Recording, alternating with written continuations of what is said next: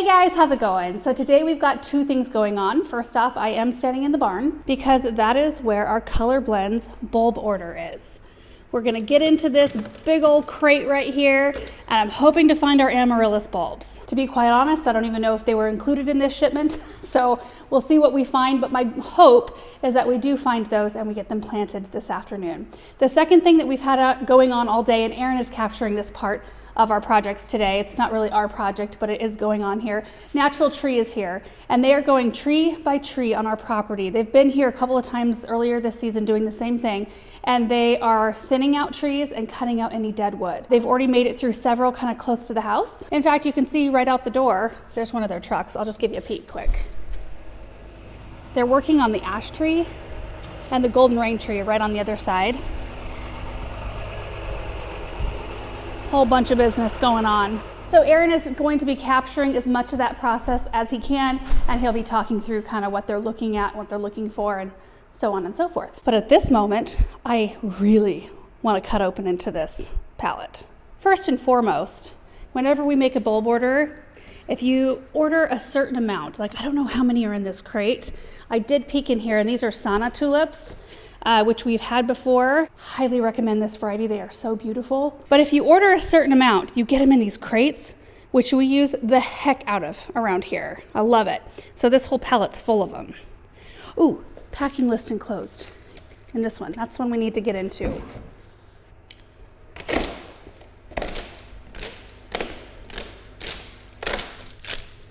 Oh, so it is giving me quantities right here. Like these are Menton tulips, and it says 6 times 100. So there's 600 tulip bulbs in this crate right here. And this crate is a little bit bigger than this crate. It's like a half size one. But you can see at a glance, some of these are labeled. Like there's Zephyr. What's a Zephyr? Is that a tulip? Looks like it. Zephyr, Carlton, Great Hyacinths right here, and the rest of them might be mixed crates. Like there's more Menton tulips right here. Okay. Oh, geez, this stuff is just getting snagged everywhere. I'm gonna get all the packing material off the crates, and then we'll dive in.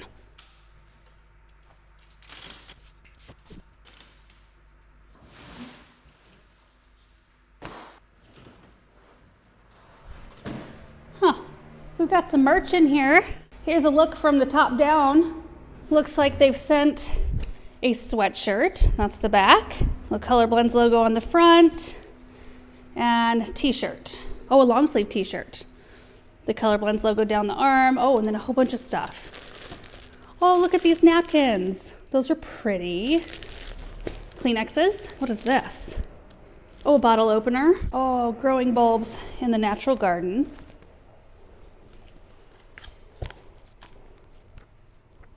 Oh, this is good fall/winter reading material right here. And then a whole bunch of info about what we have here. Here's the packing list. Do we have amaryllis? Dang it, I don't think they're here. No amaryllis bulbs today, you guys. We'll just have to look into when those are supposed to arrive. So I do want to get those planted as soon as possible. I was really hoping we could do that today, but I think we can grab a couple of these bags and go plant them out like in the pond area. I do have some of them designated for that space. Most of the areas where we're going to be planting these bulbs still have annuals that look really good in them. So I'm not really willing to pull those yet, not until, I don't know, we have one night that's supposed to be 33 degrees.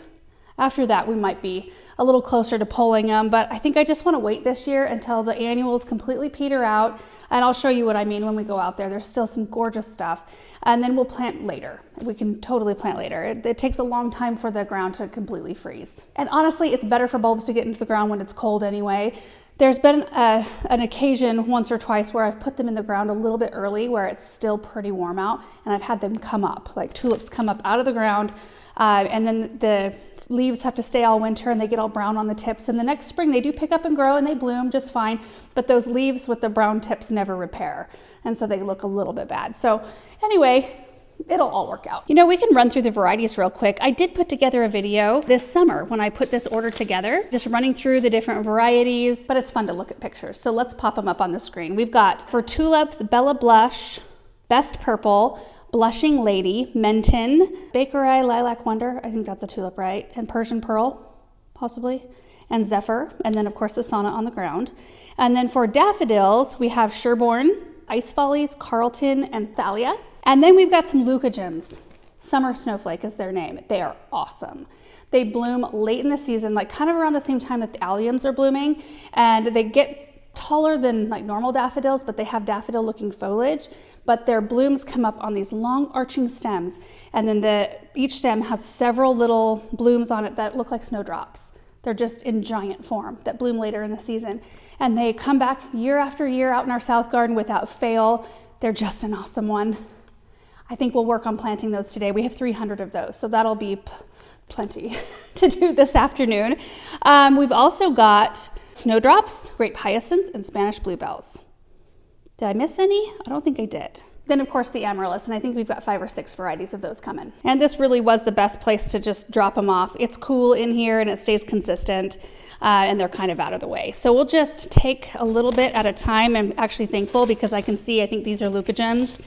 Oh, right here. Leucogems, they kind of look like a daffodil bulb. This is the crate that I think has all 300, so that's what we're gonna do today. Gonna have to go change my shoes. I have sandals on and I need to use my auger to make this a pleasant experience.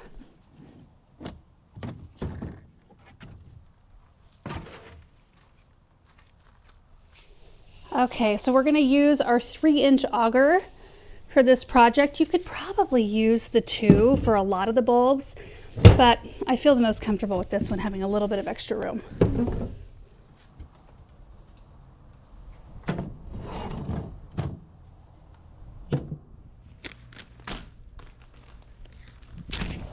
Look at this, you guys. They made it to the other willow. Oh.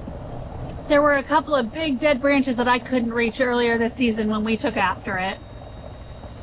It'll be good. Sometimes it feels like a hard thing to watch or to do, but these guys, they know what to cut out to like reduce weight on certain parts of the tree so that you can avoid cracking or damage during windstorms. So I'm gonna go around the back side here. So I am well out of the way.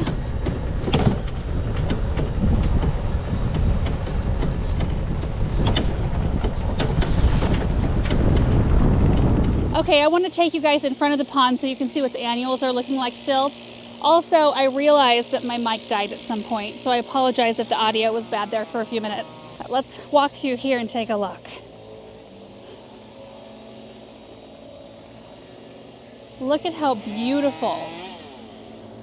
This whole space is gorgeous. I mean, here we are cruising toward the latter part of October. Just amazing. And same goes for this area. Like, we're gonna put some bulbs in here, but not right now, we're not. Just look at how gorgeous these are. Oh, I love it. So these will be perfect areas to save for later. Also, there's Erin over there working hard. It actually is quite a job to follow a crew around and try to get all the good shots and views. I'm manning the cameras. Are you manning the cameras? I've got one right there, and I've got one on the other side of the Hartley. Ah, well, carry on. I've got a great shot from here. Nice. Well, you'll be able to watch me work too from this location. You want some help? No, I don't actually. Bulb planting is one of those things that I kind of do it in a willy-nilly style. And if you don't know exactly where I'm thinking the bulbs need to go, you can't dig the holes. So I'm going to go through with the auger and dig a bunch of holes. Probably not all 300 at one time. We'll probably go in like, I don't know, 50 count increments. And then we'll plant, and then we'll make more holes and plant some more. But this process is pretty easy. The leucogems want to be buried like a tulip or a daffodil, 6 inches deep. Get this thing open. Gosh, look at the size of these bulbs. So we'll dig a hole 6 inches. This will sit at the bottom of it, and you can tell very easily on these type of bulbs because you can see the little massive roots there, and you want the pointy side to be facing up. Whoa! Oh, for crying out loud. Oh, are you okay? Yes, we're good. I was just about to point out how this one's already forming up little side shoots, and there's 2 that make up the main part of the bulb. Also, we'll be tossing some bulb tone at the bottom of each hole. So we'll dig the holes with the auger, pop in the bulb tone, pop in the bulbs, put the dirt on top of the bulbs. Easy peasy.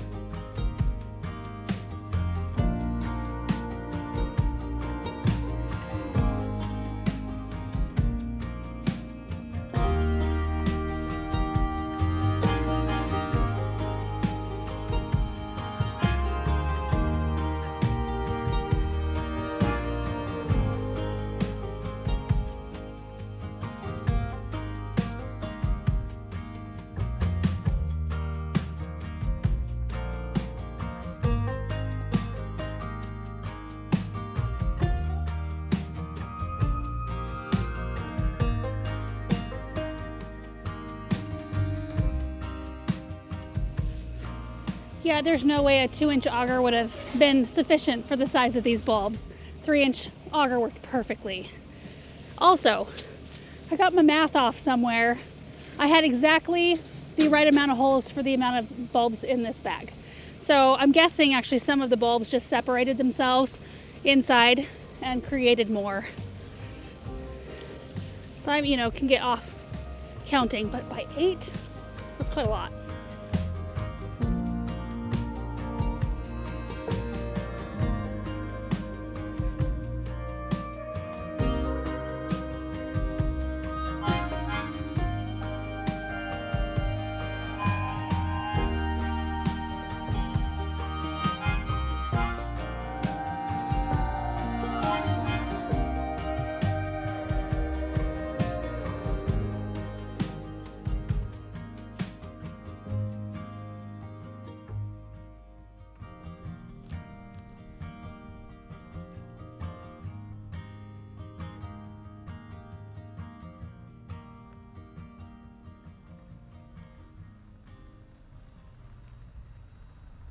Okay, I just wanted to stop quick. We're ready to plant our second bag of bulbs, but I wanted to show you before the holes are all filled in how I like to dig them. It's just completely random. I don't like to have them all close together unless it's for a formal design, but I'll have like 9 up there, 10 right here, maybe 7 up there, 3 right here. And I want the whole side to feel a little bit cohesive, so I tried to imagine where I would plant something right in here, even though these are completely out in the middle of nowhere, seemingly. I will probably come in with something red, I'm guessing, because we've got a lot of green in here. A red shrub of some kind, we'll see, but it'll probably go right in there. So these will be sort of at the base of it, and then we'll come in with some lower perennials. But you can kind of see them just swinging around sort of in the front. They are rather tall, and they're early enough in the season. Even if the perennials that are in front of them get taller, they won't when these are in bloom. They won't have reached that height yet. We also have this hose faucet and a little landscape box. It's perfect to plant bulbs around something like that. And then the last little bunch is right up here by the catalpa. Let's also plant one of these a little bit more close up so you can see what it looks like. All right, grab a bulb, and again, pointy side up, flat side down that has the roots, and that actually looks a little deep. So the bottom of the bulb will sit about 6 inches below the surface of the soil, like that, and then we cover them back over. The only problem with the auger when you're digging these holes is if you do them too close together, they want to knock a bunch of soil into the holes right next to them. But it's so fluffy you can make the holes really easily, again, just with your fingers. So look how big that bulb is, my goodness. So pop that one in.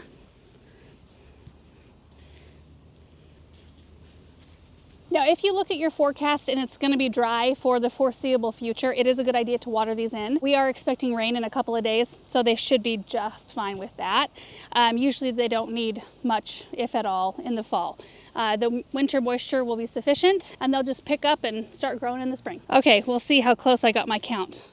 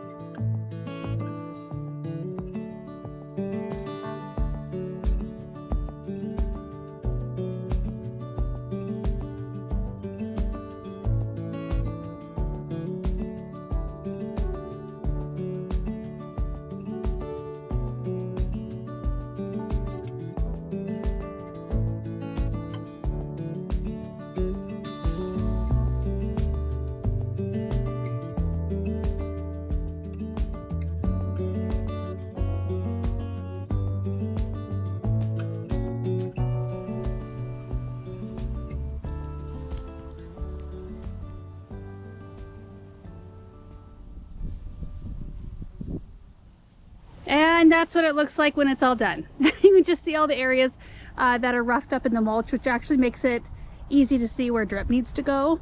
Or you can wait until the following spring, just so long as, if you're in an area that requires drip to irrigate your plants, you do want to remember where they are. Also, I just want to stop for a moment and look at this beautiful perennial. Of course, there's a whole bunch of leaves on top of it from our Sensation box elder tree right here. But we planted these geraniums this year. They're Azure Rush. And here soon, when it gets cold enough, the leaves will start to turn red. And a lot of hardy geraniums are kind of a semi-evergreen. We do cut them all the way back in the spring and let them come back fresh. But isn't that spectacular? What a beautiful late fall color out here. And it's not just late fall. Hardy geraniums like this bloom through almost the entire season. They're awesome. Don't let Aaron tell you otherwise. He's always down talking my geraniums. All right, we've got 100 snowflakes left to plant. And I want to swing around the front side of the pond because I don't want all of them to be back here. I guess I should point out the first batch of 100 kind of went around our seating area. So I concentrated a lot of them right in here, which is so wonderful if you can plant bulbs where you've already got plants in. Like we've got some of the are they Gatsby Glow Ball, I think, hydrangeas, oak leaf hydrangeas, and then some of the newer hostas, planted them this year, and those will fill in this area. But it will be nice to have something that comes up and looks pretty in the spring, and they can go away while the rest of the plants do their thing the rest of the season. So they start in here with the Japanese maple, kind of cruise around to about here. We do want to leave a little opening so that we can access the back if we want to. And then I picked up with them right here and went around the back side of the rocks all the way to the front. So it should be a beautiful arc of those snowflakes back here. And then we'll sort of have a little bit of an arc of them around this area as well. Getting some basketball practice in.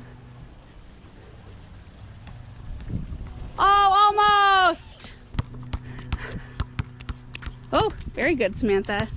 All right.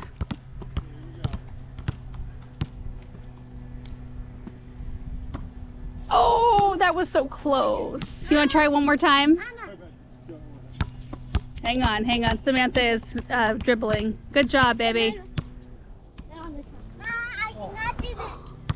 I cannot do I think, the wind is going that way. It kind of is. So, In your defense. Benjamin, let's see you do it. Hey, Mama. Mama. Oh, good job, bud. 17. 17. Mama. Nice. Okay, let's head to the front of the pond. Also, maybe we should put up a little footage of what this area looked like at the beginning of this season,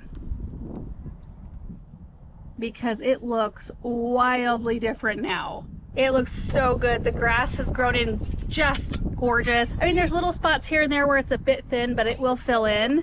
But I mean, given the fact that this was powder dirt, I mean, it looks so good. We love spending time back here, near the pond, near the play area. Yep. Oh, there's a chicken. I see her. I'm thinking we pop in some just here and there along the front of this berm. I think that would be just perfect. Hey, chicken. Hey. Hey. Girly, what are you doing? Chicken. She's ignoring me at the moment. Oh, hey, chicken. Hey, what are you doing? Also, the more I have seen this area without the Zephyrin roses on the back of the chicken coop, the more I love it. I should have done that so long ago. Also, Natural Tree just came up into this October Glory maple and thinned it out. So it's looking like it can breathe now. Okay, so I think I'm gonna start right about here. We've got some echinacea that we transplanted earlier on, and we had a kind of wild one here. Yeah, look at this. So there's like some kind of mutation going on here. We got twins on the same stem. Isn't that cool? I just bent it. Whoops. But yeah, I think we'll pop some up in here, possibly down in here, and then we'll just carry on tucking in groups of probably between 3 and 9 count groups all the way throughout as far as we can go.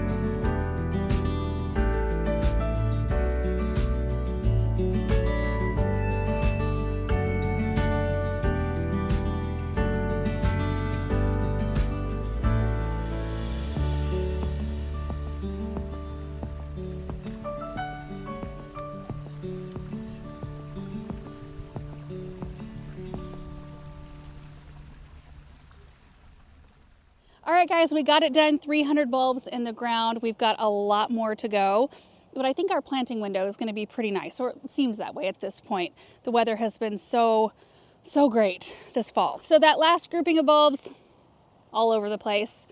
They're just going to come up and kind of hug rocks. They're going to be tucked in, like I tucked some in right back in here. So you have to imagine, like, a lot of these things, other than this evergreen and the red stems from the dogwood, and then there's a pine there, all this other stuff will be cut back.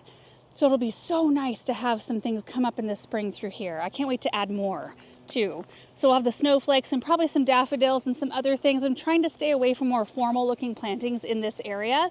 So I'm probably not going to pop any tulips in here, but I think these summer snowflakes are a really good start, because I don't think, I've got a few daffodils and things on the other side, but nothing over here yet. Also, this annual, I cannot recommend this highly enough. This is the Aramance Pink Nemesia, planted, like, it was late spring probably when we put these in. Maybe it was early summer, but they were in bloom the moment we planted them all the way through now. They're typically, like, the older varieties are a cool season annual, but these new ones, the Aramance series, we've got some mulberry along the front too of the berm. They just keep on rolling through the heat of summer, and the fragrance is amazing. This patch right here, along with the chatalpas that we have, the El Nino chatalpas, this whole area, you drive by it or walk by it and you're just like, it just hits you in the face. It is so fragrant in the best possible way. But I did pop some bulbs right in here, and then we jumped over the walkway and did a few groups on this side. So there's some here right back in this area. This grass is just amazing too. This is the Miscanthus purpurescens. It grows 4 to 5 feet tall and only about 2 feet wide. So it stays a little bit more narrow, which is nice because oftentimes, like, you can see another Miscanthus over there, it's way wider. Typically they get way bigger, so it's nice to have something that stays a little more compact, but still gives you the height. Look at the movement too in the breeze. Oh, pop some bulbs in here, and then there's 3 more groups. There's a little group here, right there, and then right over there. Yeah, if we get closer to this grass over here, check this out. It might be 2 feet wide at the base, but it's very wide at the top. It's gorgeous though, I love it. And I can't remember the name, I mean, I remember the variety name, it's called Blackhawk, but I can't remember what type of grass this one is right here. Anyway, super excited about getting a start on this project. And it's not too late to plant, you guys, or to even order or get your bulbs. You know, my parents' garden center, they just got, well, they've had them for several weeks at this point, but they've got a beautiful selection. And there's a few that I'm eyeballing, and I'll probably add to what I got from Color Blends. But you saw the size of the bulbs of these snowflakes. They're always really big, big, beautiful bulbs. And I don't run into, you know, sometimes you get like bags of bulbs and you'll find out of 10 bulbs, you'll have 2 or 3 that are shriveled up and dried. I never run into that with Color Blends. They're always nice. And I always end up with more bulbs than the tag even says is in the bag. So we've got a lot more bulb planting we're going to be tackling this fall. It'll probably chip away at it a lot like we did today. You know, just a few hundred here and there until we tackle the whole thing, because oh my goodness, you guys know bulb planting is not my favorite thing, but it's 100% worth it.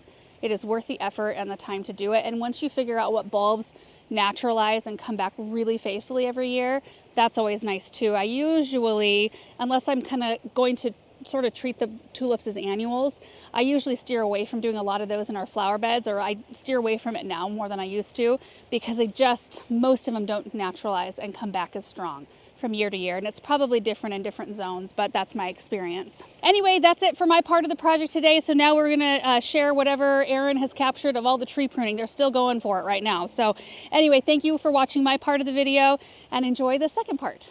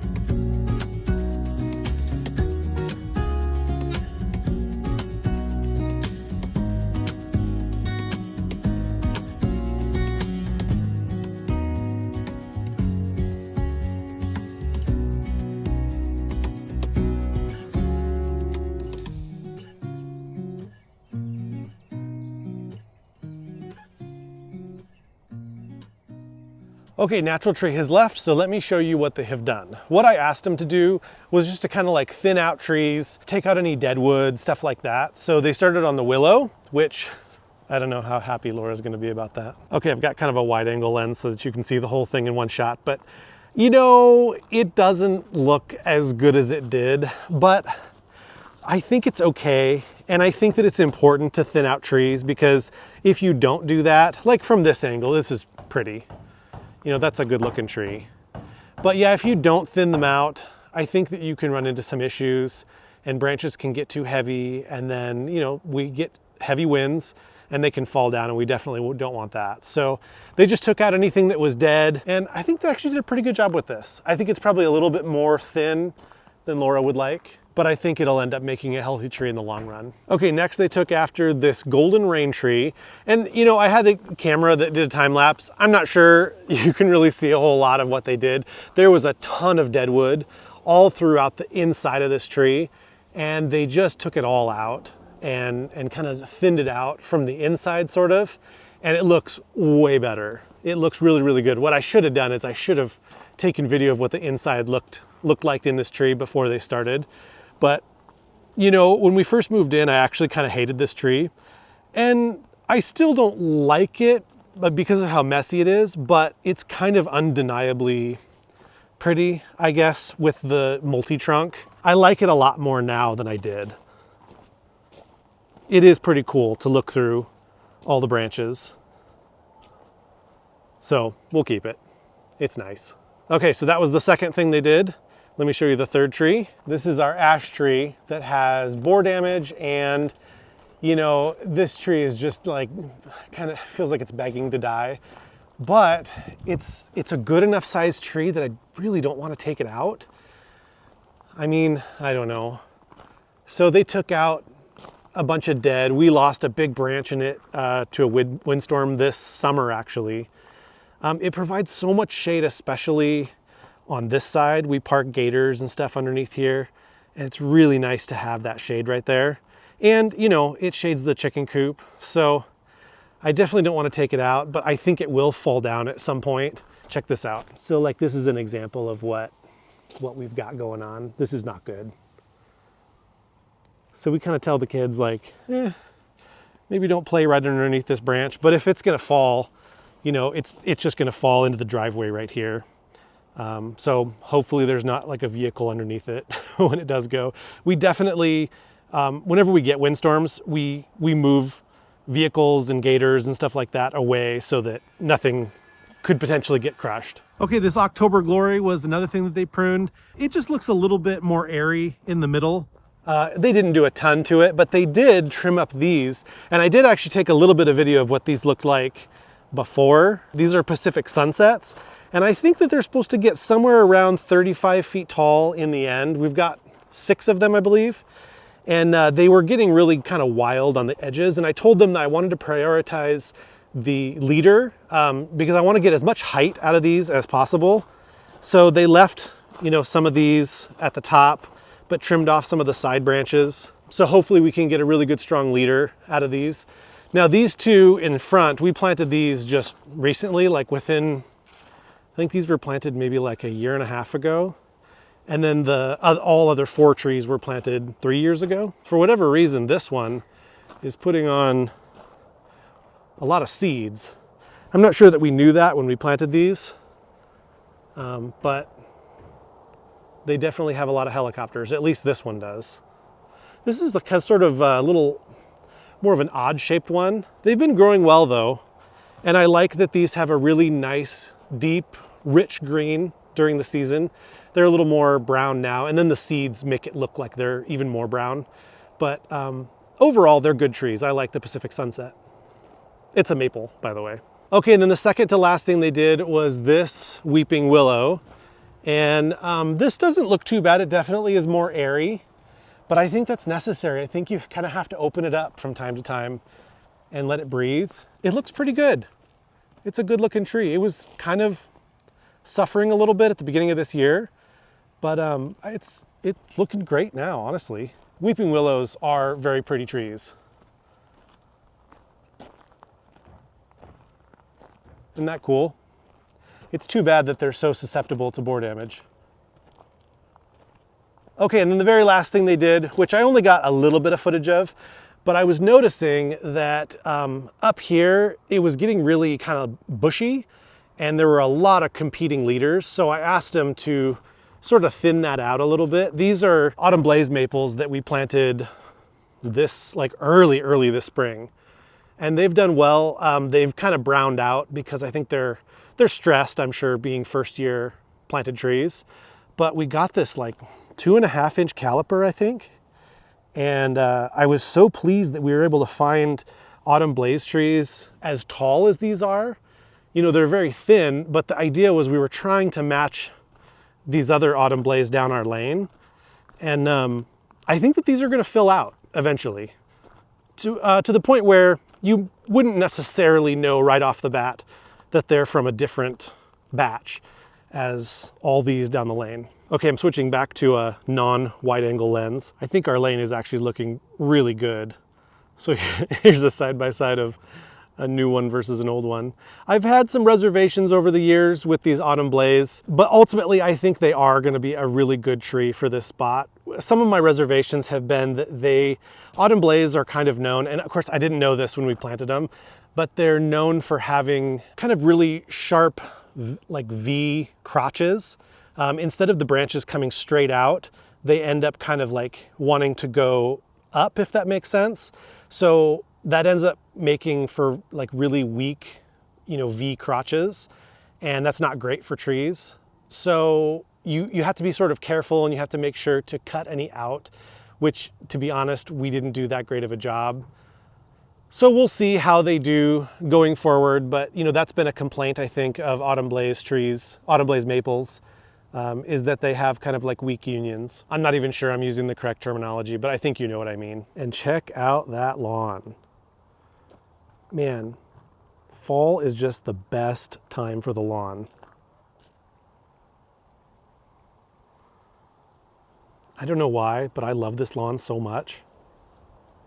I don't know if that's a middle-aged thing or a dad thing or what, but like, I don't know why we get into lawns. Okay, so that's it. I think they did a great job on pruning the trees.